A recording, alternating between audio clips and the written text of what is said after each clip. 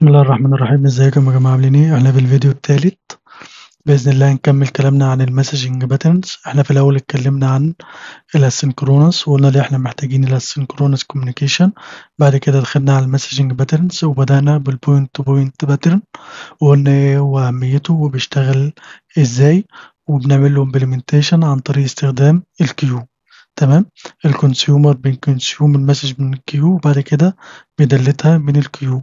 واتكلمنا برضو لو عندنا اكتر من كونسيومر فهو كونسيومر واحد بس اللي هيكونسيوم المسج. تمام. وقلنا برضو ان الكيو المفروض يكون بيسبورت حاجة اللي هي البريوريتي مسج، بحيث ان لو في مسج مهمة عاوزين يحصل لها كونسيوم الاول، حتى لو حصل لها انسيرشن متأخر، فدي برضو مفروض الكيو المفروض يعمل لها ما يعمل لها سبورت. وقلنا حاجة مهمة جدا جدا جدا جدا، نفرق بين الكونسبت الأساس الحاجة، الكونسبت الأساس أو الحاجة العلمية، وبين الامبلمنتيشن بتاع السوفت وير اللي بيعمل امبلمنتيشن للكونسبت ده. لأن اللي بيعمل امبلمنتيشن ممكن بيغير بحاجات في حاجات، يضيف حاجات، تكون في حاجة أنت فاكر إنها هتشتغل بطريقة معينة، آه، بس تكتشف بعد كده إن هي لأ، مختلفة. اختلاف مش هنقول كبير، بس اختلاف ممكن يأثر على السيرفيس بتاعتك. فمن الأفضل ليك حتى لو انت فاهم الكونسبت كويس جدا جدا، ايا كان نوع السوفت وير اللي هتستخدمه، اللي انت تبدأ تفهم هو بيشتغل ازاي، ما تعتمدش على فهمك للكونسبت بس. تمام، دي نقطة مهمة جدا حبيت اوضحها في اول الفيديو التالت. نيجي لكونسبت او باترن معانا التالت اللي هو ببلش سبسكرايب باترن. طب تيجي الباترن ده بيتكلم فيه في الاساس، زي ما احنا قلنا اللي احنا زي ما احنا قلنا اللي احنا بيبقى عندنا بروديوسر بيحط مسج، ويبقى عندنا كونسيومر هو بيكونسيوم المسج، ولو عندنا اكتر من كونسيومر ففي كونسيومر واحد اللي هيحصل كونسيوم للمسج. طبيعي ان كل السوفت ويرز طبيعة السوفت ويرز بتختلف، وكل السوفت ويرز ممكن تكون محتاجين حاجات مختلفة عن بعض. يعني مش كل السوفت ويرز هيكون ماشي معاهم اللي هو البوينت تو بوينت كوميونيكيشن، اللي هو انا عندي بروديوسر بينسرت في الكيو، ويبقى عندي كونسيومر واحد بيكونسيوم من الكيو ده. لا، انا ممكن البيزنس بتاعي عاوز حاجة مختلفة جدا، اللي هو ايه؟ انا عندي بروديوسر. تعالى، معلش، نيجي هنا. ماشي، تعالى. انا عندي بروديوسر وانا عندي هنا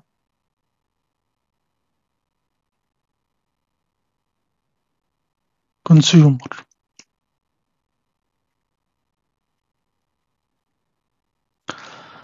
بس انا عاوز المسج اللي البروديوسر ده هيضيفها هيضيفها مثلا في الكيو. قول دلوقتي الكيو او ايا كان، عاوزينها توصل لاكتر من كونسيومر. يعني عندي كونسيومر واحد نفس المسج، وانا عندي، تعالى، وانا عندي هنا كونسيومر اتنين، وانا عندي هنا كونسيومر تلاتة.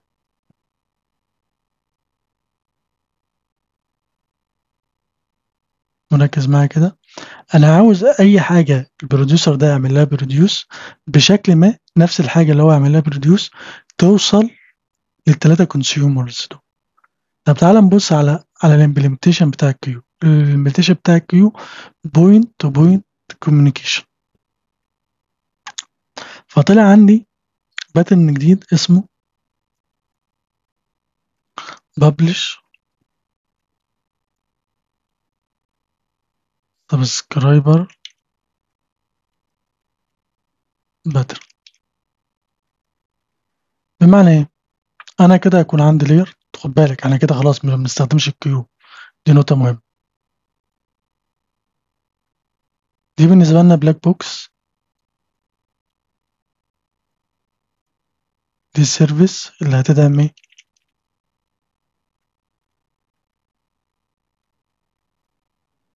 الببلش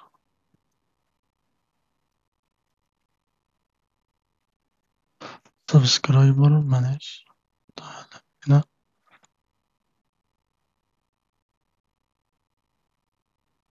ماشي، فانا هنا هبدأ بقى استخدم المسميات اللي بتستخدم في الباترن ده. فانا عندي الراجل ده هيبقى ببلشر، اللي بيعمل ببلشر الحاجة، والراجل ده هيبقى عندي سبسكرايبر.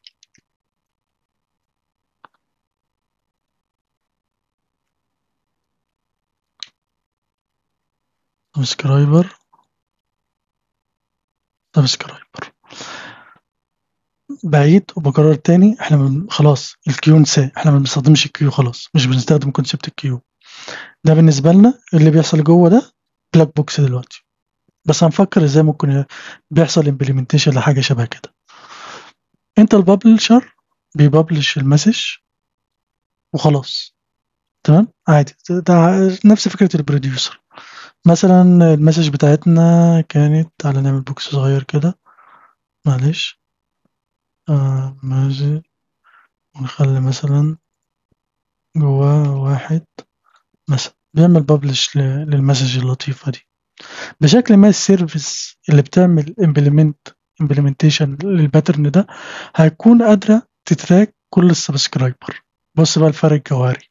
احنا قلنا في الكونسيومر، في البوينت تو بوينت كوميونيكيشن والامبلمنت عن طريق كيو، ان الكونسيومر هو اللي كل شويه يروح يتشيك الكيو. لا، انت عندك في البابلش سبسكرايبر السيرفيس دي بتكون بتتراك كل السبسكرايبر. السبسكرايبر توم بيجي يقولوا والله احنا بنلسن على حاجه معينه او مهتمين بحاجه معينه. لما تجيلك داتا، تمام، الداتا اللي احنا انترستد بيها، ابعت لنا الداتا دي. فالسيرفيس مثلا جات لها واحد، فهي تبدا تكوبي الواحد ده وتبدا ايه توزعهم عليهم كلهم. بس احنا برضو عشان نرجع، ازاي بقى السيرفيس دي هتقدر تربط بين الببلشر والسبسكرايبر؟ يعني انا ممكن يكون عندي، تعالى كده، اللي هي مش راضي، تعال، اتنين. انا السبسكرايبر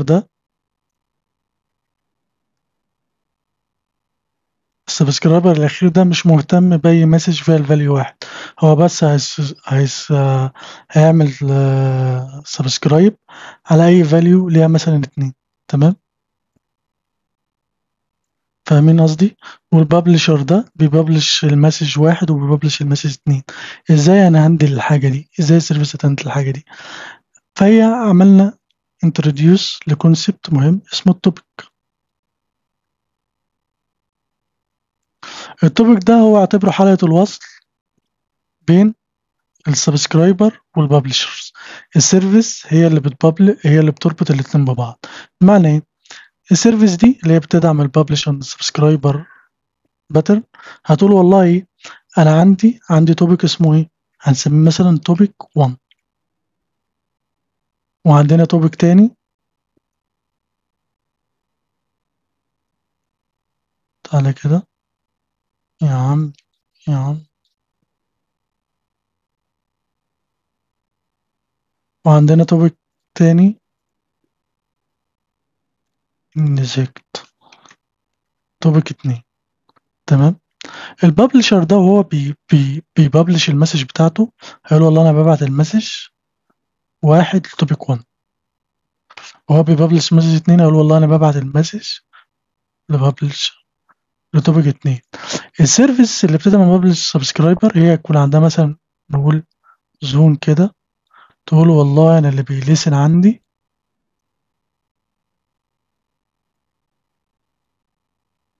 هنا، مثلا نسمي ده سبسكرايبر S1 و S2، ماشي، وهنا S3. فهي أول لما يحصل انسيرشن في التوبيك 1، تمام، فهي بتروح تشوف مين اللي بيلسن على S1 و S2. بعد ما بتلسن على S1 S2 بتطلع تعمل لهم كول دايركت وتقول لهم والله انتوا وصلوا لكم الداتا دي معايا كده. طب مين والله بيلسن على S3؟ اللي بيلسن على S3 كذا وكذا وكذا. فتبدأ تعمل لهم كول دايركت للسبسكرايبر رقم 3. تمام، قصدي معلش، مين اللي بيلسن على توبيك 2، فلقينا اس 3، فهتبدأ تقول اس 3. تعالى دي بس عشان تكون واضحة. مختلف، الانترنال امبلمنتيشن مختلف عن الكيو خالص. فده الكونسبت بتاع الببلش اند سبسكرايبر. طب لو حد كده يبص، يعني بص يعني بص سريع كده، ايه اللي الكيو بيقدمه لنا عن الببلش اند سبسكرايبر باترن؟ ايه اللي ممكن الكيو يقدمه لنا؟ يعني حاجه زياده عن الببلش سبسكرايبر باترن. تمام. طبعا احنا عارفين ان الببلشر بيقدم لنا حاجه جديده، زي ان احنا قادرين نببلش نفس المسج لاكتر من سبسكرايبر. بس في حاجه مهمه جدا الكيو بيقدمها الببلشر اند سبسكرايبر باترن، هيحتاج يهندلها، يعني هيحتاج يهندلها، بس هو مش بيهندلها بشكل مباشر، هو محتاج يهندلها فعلا. ان مثلا لو البروديوسر هنا بعت المسج للكيو، والكونسيومر لسبب ما عنده مشكلة، فالمسج هتفضل موجودة في الكيو، بحيث ان الكونسيومر لما يقوم تاني او يشتغل تاني فهيقدر يقول ليه المسج. احنا شغالين هنا بكونسبت ايه؟ البوش. تمام، يبقى انا هنا لو عندي مشكلة في الكونسيومر، دي نقطة بقى مهمة جدا، او زي ما بيقولوا عليها الدهاليز. انا هنا لو كونسيومر فعلا وقع، فهيرجع للمسج. طبعا في كل سوفت ويرز مختلفة اللي بتعمل امبلمنتيشن للكيوز تقول لك والله انا هسيب المسج في الكيو لمدة كام يوم، فاهم قصدي؟ والله اقصى حجم للسايز هيكون سايز كام. فدي حاجات برضو مش unlimited، فاهم قصدي؟ يعني مش مجرد ان الكونسيومر ده يقع بالشهور وانت متوقع ان الكيو ده يفضل محتفظ بالمسج. اسهل حاجة في الاخر الكيو ده سيرفيس بتسيف داتا على هارد، فاهم قصدي؟ والهارد ده المساحة بتاعته ليميتد، فاهمين؟ بس هي بتسبورت بشكل مؤقت، بتهندل عليك، يعني بتشيل منك حمل اللي انت تعمل، يعني تهندل او تشغل بالك بان الكونسيومر ده ممكن واقع. طب الببلش عند السبسكرايبر، ايه المشكله معاه؟ السبسكرايبر دي ممكن تكون سيرفيس ودي ممكن تكون سيرفيس. انا ممكن خلاص التوبيك عملت ببلش مسج على توبيك معين، وعملت ريتريف للسبسكرايبر عليهم، وهقول السبسكرايبر دول في الاخر ده اتش تي بي كول، فاهم قصدي؟ افرض السبسكرايبر ده واقع، هنا بقى تبدأ تظهر المشاكل. ممكن يكون في ريتراي ميكانيزم هما بيحاولوا يعملوها. طب افرض المسج مثلا واحد وواحد دي وصلت لده، قلنا ده، وجي يوصلها نفس المسج لده، نفس المسج لده لا واقع. طب ايه اللي هيحصل؟ يبقى كده في سبسكرايبر واحد اللي وصلت له المسج، صح؟ فكده السبسكرايبر التاني هيلوز المسج دي. فدي حاجات لازم يجيب عنها السوفت وير اللي بيعمل امبلمنتيشن للباترن ده. تمام، ممكن يكون بيسبورت، ممكن ما بيكونش بيسبورت، ممكن يكون بيسبورت ريتراي ميكانيزم وخلاص. ايا كان كل السوفت وير اللي بتعمل امبلمنتيشن للباترن ده لازم تقرا وتفهمها كويس. طب الناس حاولوا يحلوا المشكله دي ازاي؟ تعالى دلوقتي هجمع لك بين الكيو وبين الببلش اند سبسكرايبر باترن. خلاص، اتفقنا.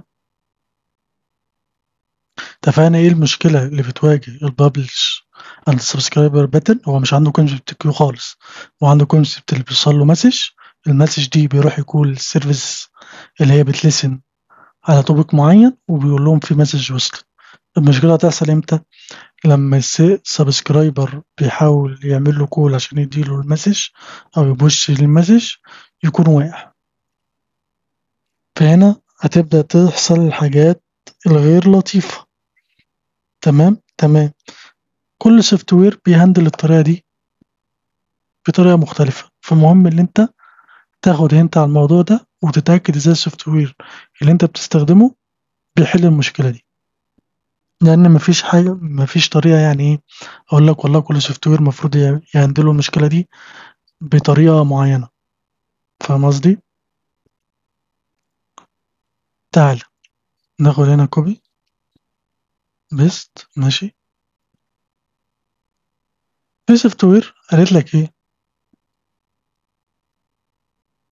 في سوفت وير قال لك ايه؟ والله يا عم انا كل اللي هعمله قبل ما ابعت المسج دي لسبسكرايبر معين، انا بشكل انترنال كده سهل. بس الراجل المعين، الراجل المهم ده، خدنا معاك، خدنا معاك، خدنا معاك، خدنا معاك. بص على السيرفر ده، طلع، طلعني ده، طلع لي اس 3. انا قبل ما ابوش المسج للناس دي هانتروديوس عندي فكرة جديدة. هي شفتوا، هنرجع لفكرة مهمة. هي مش كيو، بافر. ده بافر بقى فعلا، مش كيو. اللي هي يبقى سايز معين في الرامات على ليفل، على ليفل الرام. اقول والله انا عندي بافر الماكس سايز بتاعه مثلا، بافر الماكس سايز بتاعه 30 مثلا، 30 ميجا، 30 ميجا مثلا. الباور الماكس سايز بتاعه 30، 30 ميجا. وهضيف المسج في البفر. شوف هو كده ايه، بدل ما المسج الببلشر يروح يعمل لها انسيرت في التوبيك، وهو في لحظتها يروح باعتها للسبسكرايبر على طول. والسبسكرايبر ممكن ما يكونش يكون واقع في اللحظة دي. فأقول لك لا، أنا عشان أتفادى المشكلة دي أنا أفضل حاجة ليا اللي أنا أضيفها في بفر، بحيث لو السبسكرايبر واقع فالبفر ده يفضل محتفظ بالمسج اللي المفروض توصل للسبسكرايبر ده، ونقدر نبعتها له ايه تاني. وبطريقه ما بيبدا يتراك هو بعت المسج دي لانه سبسكرايبر، تمام، وبيدلتها وقت ما يبعتها للسبسكرايبرز كلها. مش هنخش في التفاصيل ده. بس المشكله بتحصل امتى؟ المشكله بتحصل نفترض السبسكرايبر ده اللي هو بالنسبه لنا اس 1 فضل واقع مثلا لمده 40 دقيقه. ال 40 دقيقه ده كان البفر بتاعه ايه؟ اتملى. فالسيرفيس هتبدا تديتكت والله انا عندي مشكله مع السبسكرايبر اس 1 ده، والباور بتاعه في المسج اللي المفروض توصل له بقت خلاص وصل لاخره. فبيقول لك ايه؟ اقطعه، شيله شيله من السبسكرايبرز، مش عاوزينه. فبيعمل له ايه؟ فبيعمل له ريموف. يعني بيعمل له ايه؟ دلت. يعني بيقول لك ايه؟ مش هنقعد بقى ايه نورك الراوند وبتاع الراجل ده واقع، مش خلاص مش هنبعت له المسج تاني لمدة زمنية معينة او لغاية لما مش، ايا كان الطريقة اللي بيستخدموها. في سوفت ويرز بتعمل الفكرة دي، من اهمهم ريدس.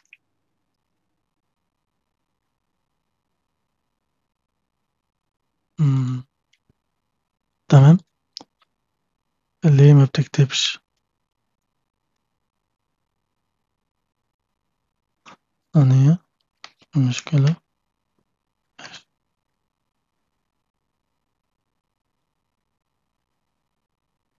ماشي، في مشكلة في الكيبورد دلوقتي. بس أهمهم، بس كويس اللي احنا رسمنا الرسم. أهمهم ريدس اللي بتعمل الامبلمنتيشن ده. اللي هو عندك الببلشر بيبلش المسج في توبك، بنحطها في بفر. البفر ده بيبقى عنده سبسكرايبرز معينين، والسبسكرايبر لو في سبسكرايبر واقع البفر وصل للليميت بتاعه، اقضي على السبسكرايبر ده خالص. تمام تمام. طب في ناس بيحلوا المشكلة دي بطريقة مختلفة. يعني عادي. عايزين بقى يا جماعة تعال نشوف الطريقة التانية المشهورة. مش مشهورة يعني ناس بتستخدمها. أنا التانية الطريقة الأنسب ليك، هي مكلفة. الطريقة التانية دي مثلا انت لو بتستخدم ريدس بتبقى بتدعم البابلش سبسكرايبر باترن وبتعمل لهم امبلمنتيشن. هو سوفت وير واحد هتستخدمه. بس في حاجات بتبقى كريتيكال، انت مش حمل ان ريدس تروح مدلته سبسكرايبر معين. فاهمين قصدي؟ والسبسكرايبر ده يلوز مسج معين. انت مش حمل ده. لكن في حاجات تانية عادي، لو في سبسكرايبر وقع وفي مسج ما جاتلوش عادي مش فارقة معاك. لكن في حاجات كريتيكال، تمام، مش هينفع. فحلو ان نفترض مثلا اللي هي اللي فيها البفر، نعتبر مثلا ان احنا بنستخدم ريديس او اي حاجة، نعتبر ان احنا بنستخدم ريديس، خلاص فيها الكونسبت ده. انا مش هخلي السيرفيس اللي بتعمل بابلش سبسكرايبر تروح تكلم السبسكرايبر دايركت. امال هتعمل ايه؟ فكر كده، ايه الحل اللي ممكن يكون مناسب؟ اديك 5 ثواني تفكر. هطلع فوق كده يمكن تقدر توصل للفكرة. صح، لو وصلت للفكرة يبقى انت بتفكر صح. اللي احنا نحط كيو في النص. تمام تمام. ازاي؟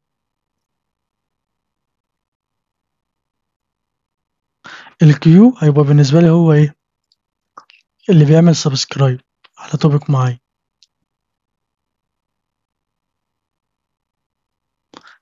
ايه ده ايه ده ايه ده؟ تعالى كده.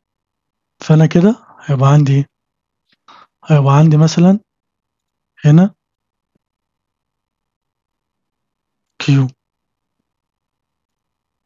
كيو معين، ماشي. وتعالى هنا بس عشان نوضح بقى قصدنا، عشان مثلا لو حد بيقرا.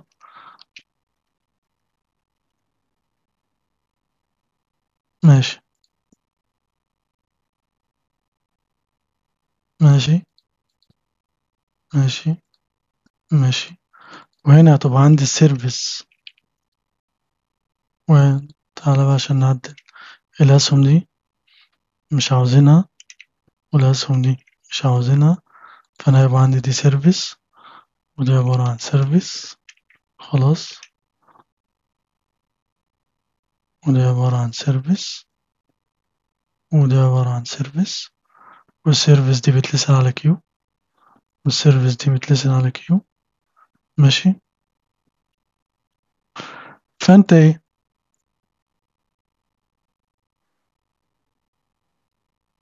عندك البابلش سبسكرايبر اللي هو التوبيك أو السيرفيس، هتروح عاملة انسرت في إيه؟ في الكيو، تمام. وتروح عاملة انسرت في إيه؟ في الكيو ده. فكده حتى لو السيرفيس دي واقعة، فاحنا ضمننا ان الداتا بتاعته موجودة في كيو، والكيو بيسيف على الديسك، تمام، بيسيف الداتا على الديسك. بس طبعا بتبقى لها ليميتس، بس اكيد اكبر من البفر. فاهم قصدي؟ يعني اكيد مهما كان السايز بتاع الكيو، المسج اللي قادر يسيفها، لو السيرفيس اللي بتعمل كونسيوم للمسج وقعت، اكيد اكبر من البفر، تمام. طب ده مثلا حللنا من المشكلة اللي كانت بتواجه الببلش سبسكرايبر، ماشي. طب هل ده ممكن، احنا خلاص في الامان لغايه دلوقتي؟ في الحقيقه لا. ليه؟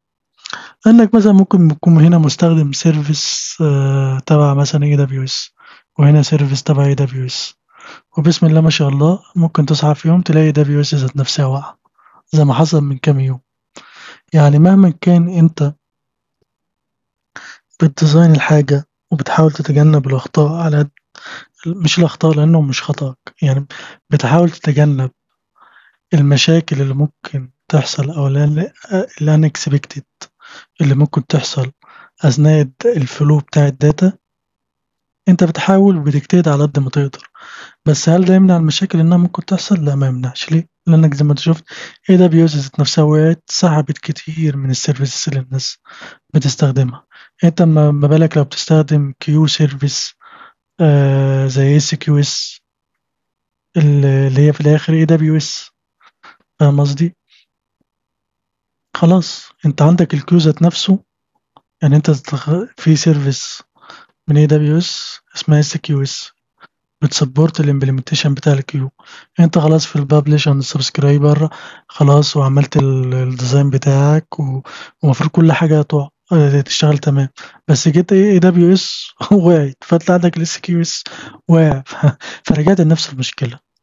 بس احنا دايما بنحاول نعمل حاجه بنحيث نتجنب المشاكل اللي ممكن تحصل، تمام. تمام، وشكرا جدا ليكم.